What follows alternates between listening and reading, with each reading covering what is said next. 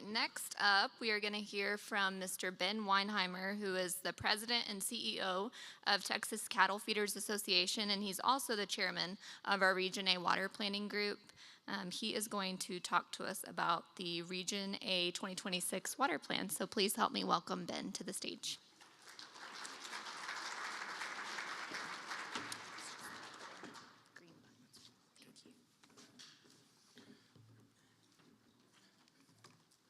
Well, good afternoon, everyone. Brittany, thank you for the introduction. Before I get started, let's just suffice it to say that as I've had the opportunity to engage with Representative Fairley for the past few years, when she first made the announcement to run for that seat, among the top of her list in terms of priorities was taking interest in this region's water. What we have for water today, the water of the future, and water that really runs the economy that we have here within the Texas Panhandle and within her district. So really refreshing to have someone of that take that much interest in this topic. It's one that's been important to me. It's important, obviously, to all of us within the region. And as I go through some of these remarks today, there's two takeaways. So I'll give you the takeaway, and if you want to close your eyes and rest for the next 30 minutes, or you want to step out and go do something else for the next 30 minutes, I'm going to give you the end here at the beginning. So the first thing is, and you've heard some of this morning, right? When it relates to water, you have to do what? You have to plan. It doesn't matter what element of water we're working within. The fantastic discussion that we heard earlier this morning relative to the rainwater harvesting projects, planning involved in that, the design of those, really thoughtful from the beginning to the end. The exact same concept is important on a much larger scale when we look at assessing the overall water supplies and water demands for our entire region. So you have to plan. I'm going to walk you through just exactly what that means relative to putting together not just our regional water plan for the Panhandle area, but it's a very similar process for the other regional planning groups throughout the state of Texas. That's point number one, plan. The second point to take away, and you can post this on your Facebook page or whichever of the platforms you prefer. So the question in regards to, are we out of water? Are we running out of water in the next 50 years or the next 100 years or beyond that? Absolutely not. Okay, you hear this from folks sometimes within the region, sometimes outside of our region. They don't understand and haven't dug into the details when it comes to the overall supplies within our region, the demands that we place on primarily the aquifers and the surface water supplies that we have here. But we are not running out of water. And do we have room for growth and adjustment and shift in types of water use within the region? Yes, we do. And we better expect to continue to understand that as we go forward. So the various values of water in terms of use definitely becomes a consideration as we look at different elements of the water plan.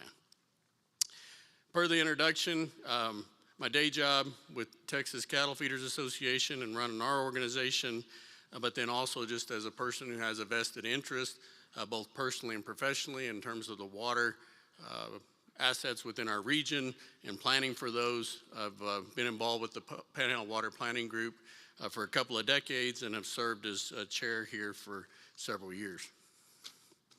So the beginnings of water planning, as you look back at some of these images on the screen, I know we've have folks that have not been here forever within this region. Some have, and some have been here for multiple generations. But whether you have or haven't been from here, these images in terms of, what were the original impacts of the sod busting days in the early 1900s, whenever we turned over a lot of the original prairie grasses, started farming those, producing tremendous wheat crops in the years when it was rained and the productivity was good. And then in the years that set in and the decades on a couple of different occasions, really extended dry drought periods. So those Dust Bowl impacts that this region experienced, have left a lasting mark on our region in terms of here's what can happen if you don't do things differently or improve your ways, as we observed from those experiences back then. The two pictures on the bottom right-hand side of this slide, or bottom left-hand side, that house is located north of Dalhart that you see there, a picture from the archives. That lower picture there at the very bottom in color, that's kind of an aerial image of that same region north of Dalhart today. So the transition that we've seen from dryland farming to irrigated production, obviously that's helped transform our entire region. Some of the first water plans within the state were adopted in the 1960s, which were very much Austin-centric, Austin-developed type water plans. We're fortunate to have and send great people to represent us down in Austin to carry our message and what we need for our region. But I think we all know that if you're from somewhere, you're more apt to have more knowledge, more understanding, and have a higher level of quality input into something that's specifically developed for our region. So as such, as we saw then from the transition of doing state water plans that were developed in Austin for about 3 decades, to then in the late 1990s, a shift to developing regional water plans, not in Austin, but out in the regions across the entire state of Texas. This map of Texas that you see at the bottom of the slide, that resulted in the establishment of these 16 regional water planning groups. And these 16 regional water planning groups then are tasked with assembling expertise and individuals both from within the region and various consultants that are needed to develop specific regional water plans. That process now has completed its 6th 5-year planning cycle. You can see those years there that indicate the first regional water plans were produced in 2001, and then as in each of these cycles, the following year, the state water plan then is assembled from the basis of these 16 regional plans. That whole process has really helped to improve the quality of the information that we have in the state water plan, simply because it is so well informed from folks within each of those respective regions. So let's talk specifically about the Panhandle Water Planning Group. This is the area that's represented within the Panhandle Planning Group area. Most of the counties, really all of the counties north of I-40, plus a few counties there south of I-40. Some of that geographical split in the way that these regions were drawn, and you'll see it on some of the slides that I have a little further into the presentation. But there's kind of a natural neck in the Ogallala, right kind of through here, right in the area of Amarillo. So there's a narrowing of the Ogallala that occurs that allows some distinction to be made between the Ogallala that sits north of I-40 and the Ogallala that sits south of I-40. So that's kind of why you have that diagonal cutout there that formed this Panhandle Water Planning Group region. 21 counties, 23 volunteer members serve on the planning group representing these various sectors of the economy that are listed there. And the focus of the planning group really starts from left to right on ensuring that the foundational elements of the plan are built upon solid data and information, that we have a good understanding of not only the water we're using today, but what we project our water needs and water demands will be over the course of the next 50 years, establishing some goals for, how much water would we like to conserve for future generations within the region, and then identifying needs and how those needs might be met through various water management strategies and conservation options. You see some of that same type of information here, just listed slightly differently when it comes to identifying the sources of water that we have from the aquifers in the region, surface water, and reuse options, as well as the different primary water demand categories, those that you see listed there on the screen. And there's a considerable amount of detail in the now 1,000 pages that make up the most recently adopted regional water plan. So this is obviously very much a condensed version of some of those details. And then ultimately, at the end of that process, what strategies need to be implemented to help ensure that we, if at all possible, meet the gap between the demands and supplies that we have available, and what types of conservation and technology and expansion of access to other resources could we embrace in order to meet those needs. Now, the plan itself, as I transition to that, the Panhandle Regional Planning Commission is very much instrumental in ensuring that this is done properly, effectively, efficiently with the dollars that are allocated to each region from the state legislature, as well as local investments that are made by various groups throughout the region to help fund the development and update of this regional water plan. So the Panhandle Regional Planning Commission serves as our administrative lead in ensuring that everything is done correctly and properly according to the process that the legislature's defined, as well as the specific requirements of the Texas Water Development Board. Would encourage you to visit if you haven't already and got your card signed out here in the trade show. Hari and Fred, staff with the PRPC, leads our water management part of the PRPC's work with us, and so there's good information out there on the table relative to this particular water plan. The group, as you see there just in the picture to demonstrate, we typically meet at the PRPC offices. These are public meetings, always posted and open meetings. There's no requirement whatsoever to provide notice or request permission to attend. If there's a meeting posted, it's an open meeting. So anyone can walk in, participate, provide input, provide public comment. Even per the Administrative Procedures Act within Texas, we are required to have public comment sessions on every open agenda that's posted.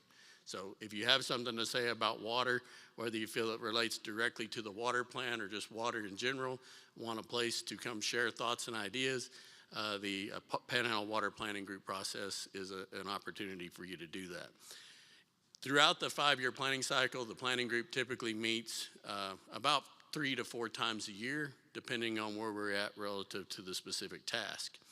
And as you'll see on the right-hand side, these requirements listed are essentially the 10 chapters that are stipulated by the Water Development Board that have to be included in every regional water plan, but for which the content of each of those chapters is largely wholly up to us as each individual region to populate those to our satisfaction.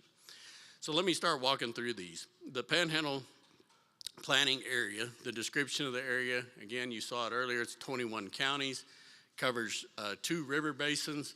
The river basins on this graphic are illustrated by the kind of brown or tan lines, that are diagonal across there from Amarillo up to Pampa. So north of that is the Canadian River Basin. South of that is the Red River Basin. There are 2 major aquifers and 3 minor aquifers within these 21 counties. And then our economic drivers, the economic activity within our region is largely ag, manufacturing, energy, tourism. There are, of course, other elements of economic drivers, but as it relates to water and how that water use correlates to economic activity, it's predominantly those areas. Now, from population and demand, so this moves into chapter 2, which you have to have a good foundation and a good idea about just exactly how much water we're using today, how much water we intend or forecast to be using by decade over the course of the next 50 years. So this particular plan that we just finished runs the spectrum from 2030 to 2080. When you see figures, and you'll see some of this as I put up some other charts and graphs, we speak in acre feet. So 1 acre foot. If you're familiar with an acre, 42,560 square feet. So 1 acre covered in 1 foot of water is 1 acre foot. I should put Chad and Drew on the spot, since they're already heard this talk before, and so they're not listening anyway. They could probably calculate for me about, this room might be roughly an acre. I don't know if you took the air wall out, but we could. They'll sit up here in a minute, and you'll see them counting ceiling tiles, and they'll be trying to figure out just exactly what the dimensions of the room are. But 1 acre foot. So you'll hear us use acre feet in terms of terminology, and then on top of that, that 1 acre foot, that 1 acre covered in a foot of water, is 325,851 gallons. So part of why we move from gallons to acre feet, and we divide those gallons by 325,851 gallons per acre foot, is so that we don't have numbers with so many commas in them that we're having to talk in billions and trillions of gallons of water. So that backs it up to some units that are a little easier to talk about just conversationally. The populations and demands, you see that both relative to the shading on this map. So the top part of this chart looks at the 2030 projected water demand. The darker the shading, the more water demand within that specific county. And then the lower map, same 21 county area, is the 2080 projected water demand. Again, water use categories, major water providers, especially when you look at the importance of the Canadian River Municipal Water Authority to our region, both here in the Panhandle as well as on the South Plains.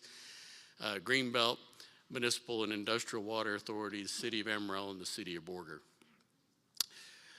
Next in the process then is, once we've determined how much demand we are placing on water from within the region, we have to know how much supply we have available to meet that demand requirement.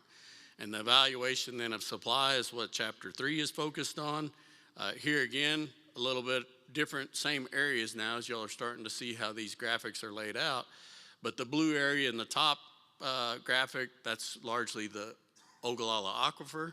You can see the Canadian River kind of cuts through that, so that little white wedge in there from west to east, that's the Canadian River breaks. And then there where you see kind of Randall and Armstrong County down that direction, that's the Polladera Canyon breaks. So as those river systems, whether it be the Prairie Dog Town Fork of the Red River and the Polladera Canyon, or the Canadian River system, over hundreds of thousands of years, those river systems cut through the Ogallala Aquifer, or the sediments that cover the Ogallala Aquifer. So those are why you don't see any blue areas. There's no Ogallala water there present. It's the surface water that's been cut through there and continuing to flow in those river basins. Off to the right, I just included it for your reference. The Ogallala Aquifer, of course, extends all the way from South Dakota to well south of Lubbock and Lamesa, down towards Andrews County in that area. Significant amounts of water up in the northern states, but also, as you see there, significant amounts of water still remaining here within the Panhandle region. So Chapter 4, probably one of the most important chapters in the plan, is looking at what's the balance sheet. So Chapter 2, we worked on the demands. Chapter 3, we have a supply. So just like balancing your own checkbook at home, what do I have left? What's the balance in my account? And this balance then is what drives almost the entirety of the plan from here on out. And that identification of water needs, as you've had a chance to look at it here as I've already been speaking, is from year 2030 or decade 2030 to decade 2080, you'll see a gradual decline in available supply. You'll also see a gradual decline in demand over that same 50-year period, and then surplus and needs that collectively the planning effort needs to work towards to help fill that gap as much as possible. Will it be entirely possible to avoid having any needs and all water demands being met across all decades? No, it won't. But the objective is, let's put as much effort into this as we can to meet as many of those needs as possible. You'll see then over the course of that 50-year horizon, roughly kind of a 20% decline over time, over 50 years. So if you wrote down my point number 2 at the beginning of this talk, are we running out of water? No, we're not. It is a gradual managed decline of the resources that are available to us, and then that's in part done through this effort in the water planning process, augmented by the work of the groundwater conservation districts, the joint planning that the groundwater conservation districts do to have a collective effort here to manage these finite resources. Now, some of these other slides will then highlight just a few things. So in regards to meeting those needs, what water management strategies can be implemented feasibly within our region, whether it be water conservation, drought management measures, wastewater reuse. That slide, I know it's a little small to see, that's an excerpt directly out of the executive summary of the water plan, so you don't have to get very far into the 1,000-page document to review that yourself. And then the percentage of water management strategies that will actually meet some of our objectives as far as providing additional supply, really a combination of conservation or development of additional groundwater within the region. Next on the list is a required element of the planning process that's a little bit reverse of what I've mentioned as far as how this piece of the plan is put together. The socio-economic impact still continues to be done by the Texas Water Development Board. And we obviously throughout the planning process works closely with the Water Development Board staff on every element of the plan development, ensure that we follow the guidelines, but yet maintain the autonomy of developing the plan to best meet the needs of our region. Again, you can kind of look at some of the descriptions here. There's not many charts, there's no charts and graphs on this, and there's mostly just characterization of what does this socioeconomic element mean. And it is critically important, right? Because you're looking at all the inputs and outputs of economic activity within the region. You're looking at water use across, different water user groups, and then what's the impact on the overall communities, the economy in general, both the direct, the indirect economic impacts. So there's a lot of assumptions in that. You'll see that there's also modeling software that's heavily leaned on throughout this process. It's good information. It's difficult to really produce a socioeconomic analysis at the level of the region by doing it in a fairly general way. So we reviewed that information. We acknowledge that we have to include it per the Water Development Plan requirements. There are some elements of it that if we had the financial resources to do it directly as a region, as opposed to it being done for us in Austin, we would take a closer look at some elements of that analysis and have a much more of a fine-tuned impact assessment on the socioeconomic impact of the region. And one of the things that you see in that last bullet point is, overall the methodology seems sound and follows the process, but yet one element of having just a few years of very severe drought within our region, and for those of you who have been here longer than 15 years even know that the entire economy within the region contracts whenever the irrigation effort, the productivity within the region contracts. So that's just some caveats on that chapter and a little bit of a background as far as what you might want to dig into deeper if you're interested in looking at more information. So drought response and conditions, chapter 7, relying on the drought Palmer Drought Severity Index as a tool to kind of guide how drought contingency plans might be implemented. The Water Planning Group doesn't specifically prescribe drought contingency planning, but it does have expectations that those both water suppliers and water users have drought contingency plans in place and ready to activate those should the need become necessary. Chapter 8 then touches on regulatory and legislative recommendations. We have about 20 different regulatory and legislative recommendations in the plan, talking about some of those specific elements I have listed relative to reuse, groundwater evaluations, conservation, brush control, funding for the planning process, different things that we would say it's working, but here are some ideas about how we would recommend that both the legislature and the Water Development Board perhaps look at doing things differently for the next water planning cycle. Chapter 9 then, one element of required comparison to previous plans. So a little bit of a checks and balance of, we developed a plan 5 years ago. This is now the latest plan that we've developed for this 5-year planning cycle. So what changed and why did it change?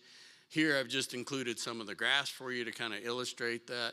There are some drivers to these changes that are explained in the narrative of the plan. Even if you look at just like the population graphic there in the upper left-hand corner, population in the last plan, we were showing significant growth within the region, over 600,000 people. This current plan, having now been updated based off of the latest census, and the demographer's projections on net growth within our region. In the current plan, our entire planning group area, the Panhandle Planning Group area, is projected to grow from about 400,000 people to 470,000 people. So still some moderate growth, but not as substantial as we had projected in the previous plan because we have more accurate information from which to build those projections from. And then the last few things that I'll mention here just briefly, plan adoption process. So I've referenced it more than once that the process is governed by the Water Development Board and the rules of the Water Development Board per the direction of the legislature. But the timeline itself, while we talk about them being a 5-year planning process, most of the work within each of these 5-year planning cycles happens in years 2, 3, and 4.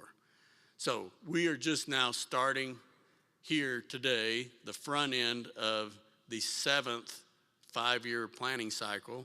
So we're kind of in year 1. We're just going to get rolling again with the process, and basically that process will mirror very much similar to what I just showed you, kind of the chapter 1 through chapter 10 development of peeling back all the layers of the data and information, reviewing where we are relative to supplies, demands, and the balance sheet. So that process then for development of now will become the 2031 Regional Water Plan. We'll actually have the first meeting of the planning group on July 30th down at the PRPC to officially start that process. So we have a little bit of a break here as we've submitted the final plans for this cycle last October.